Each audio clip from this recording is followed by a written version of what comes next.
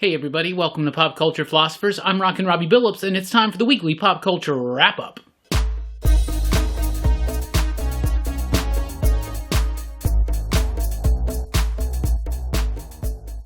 That's right, everybody. Thanks for checking out the video. I'm Rockin Robbie Billups. This is the weekly pop culture wrap-up. It's the show where I go over the week's pop culture news, mostly comic books and movies. Let's get right into it with some comic book news. Marvel Zombies Resurrection returns this April. That's right. So last October, Marvel released a Marvel Zombies Resurrection one-shot, which kind of rebooted and reinvented the whole concept of Marvel Zombies, which is basically the Marvel Universe, but zombies. It was a really great one-shot that came out during Halloween, and I actually anticipated it on being a 5-issue series. In fact, other people have as well, but then it was just that one, and it kind of was left dangling, and it was really good, and I liked it. It was written by Philip Kennedy Johnson. Well, Johnson, along with Leonard Kirk, the artist, is going to resurrect Marvel Zombies Resurrection this April for 4 issues to continue that story about a zombie-infected Galactus landing into the Marvel Universe. Right? It sounds really cool. It's really fun. The Marvel Zombie stuff was fun back in the day, but this had a lot of nuance to it, and it had a lot of tragedy to it, and I really, really liked it, so I'm excited to see that coming back. Black Widow has a new series in April, courtesy of Kelly Thompson and Alina Casagrande. Of course, Black Widow has a new movie in May, so of course we're going to get a new comic book. In this one, they promise that they're going to establish Red Guardian as kind of the preeminent Black Widow villain, or maybe I misread that, but either way, Red Guardian's in it, and they want to establish Natasha to have her own preeminent, major arc villain. So that's really cool. Kelly Thompson's a great writer. I'm really excited to see her tackle the character of Black Widow. Ironheart 2020 is a 2-issue miniseries, part of the whole Ironman 2020 thing. The writers have been announced as Vita Ayala and Danny Lore. Big fan of their work, very excited. They are currently working on James Bond. They both worked at Vault. Danny Lore worked on Queen of Bad Dreams. Vita Ayala worked on Submerged.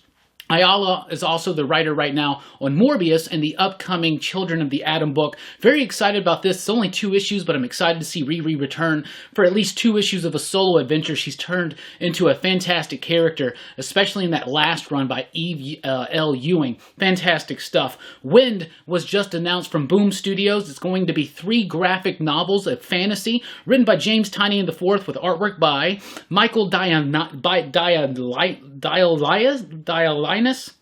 I can't read my own handwriting. However, Word is going to be really cool. I'm excited. It's the exact same creative team on The Woods, and I've only read the first few issues of The Woods, but I hear it was really solid and strong. Boom has been solid and strong over the last year, so I'm excited to see that continue into 2020. James Tynion's kind of hitting a stride in his career where he's pumping out some really high-quality content on an ongoing, consistent basis, so I'm excited about this. This is apparently a passion project for Tynion, something he's been dreaming up since he was a teenager, so I'm very excited about that. The Boys returns this year with The Boys Dear Becky, which is going to be a series set 12 years after the conclusion of the original Boys series. It is written by Garth Ennis with artwork by Russell Braun, I should say. With the popularity and success of the Amazon Prime Boys TV show, it's kind of a no-brainer to bring the series back.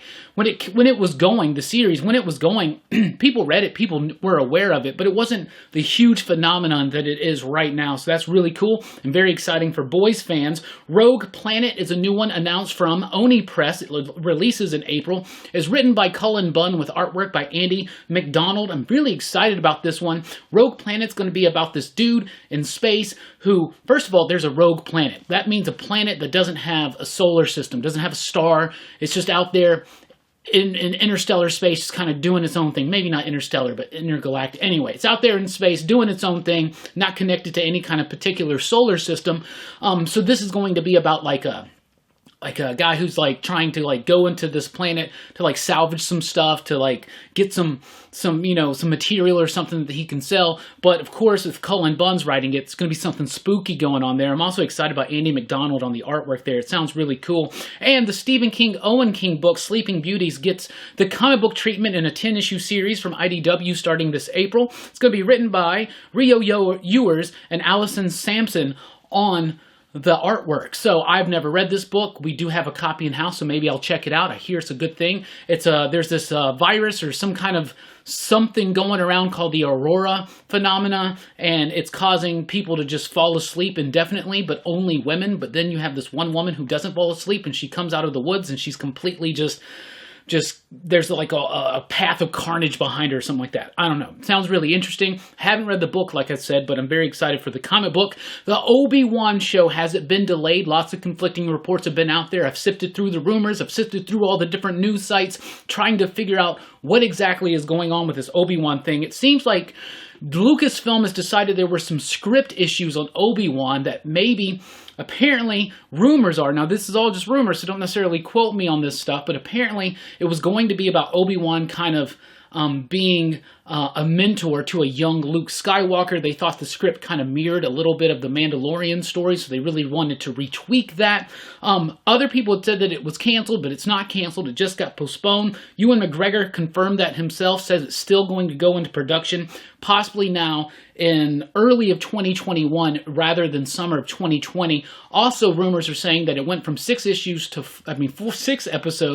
to 4 episodes. So a shortened season, restructuring those stories and getting those scripts, bringing in new writers, stuff like that. But the director's still in place, Ewan McGregor's still in place. It's still going to happen. And they still think it's going to hit the original release date that it was announced for 2021. Some trailers let's talk about. The new Star Wars Clone Wars trailer for the final season, debuting on Disney+. Oh my goodness, the trailer was amazing. Really liked it. I love the Clone Wars cartoon. I think it's amazing. So I'm really excited to see them finally get to finish telling their story. Great characters, great animation, and it's my absolute favorite story or anything set in the prequel era of Star Wars. I absolutely love it. And of course, Darth Maul. Got to get in on some Darth Maul action. I thought the trailer was great, and it was really inspirational. I really thought it was great. Watch the trailer for Spencer Confidential. It's a Netflix movie debuting in March with Mark Wahlberg and Winston Duke. It looks kind of generic. It looks like, you know, any old action buddy cop movie type thing. Not really a buddy cop movie, but a buddy wannabe cop kind of movie. Mark Wahlberg is an ex-cop. He was framed. He was sent to prison. Now he's out of prison. Now he's teamed up with Winston Duke, and he's trying to take down the corrupt cops that framed him. Right? Sounds decent enough. With Winston Duke in it, though, I'm very excited. I think Winston Duke is an amazing actor. I love his role in Black Panther and Us, so I'm excited to see how he's going to interact with Mark Wahlberg and see that dynamic there and see him in a comedic slash action movie. But it does feel a little generic, a little Lethal Weapon-y, but that could be really cool, so maybe we'll see what happens. Irresistible. I watched this trailer. It's written and directed by Jon Stewart, formerly of The Daily Show, so I was excited to check that out. The trailer looks cool. It's funny. It's got Steve Carell in it. It's got Chris Cooper. It's basically trying to get the now swing state of Wisconsin back into Democratic favor. They decide that they're going to find this really down-to-earth farmer guy that's become an internet sensation because of a viral video of him speaking at like a city council meeting or something.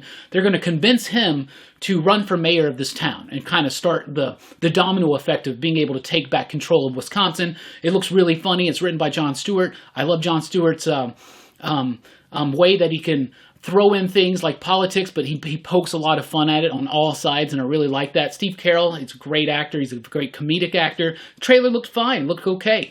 It was a decent, but the best trailer I saw this week was Star Wars, The Clone Wars. What do we got coming up for you here at PCP? Well, we got a live stream on Sunday night. That's right, 7 p.m. U.S. Central Time. Join us here for Rockin Robbie Live. We'll be talking about lots of things, including my thoughts on the new Picard show, Episode 1. But I will just say this in a nutshell. I loved it. I loved it so much. We'll be talking about that Sunday night, amongst other things, looking at this upcoming week's new comic books, and just having a grand old time chatting about comic books, movies, pop culture, and a whole lot more. I really do appreciate you checking out the video. Be sure to like, share, and subscribe, and let us know in the comments anything you want to about any of the stuff that we talked about in this video. And join us Sunday night for that live stream. Thank you so much. I've been Rockin Robbie Billups. Thanks for rocking with us. Keep on living.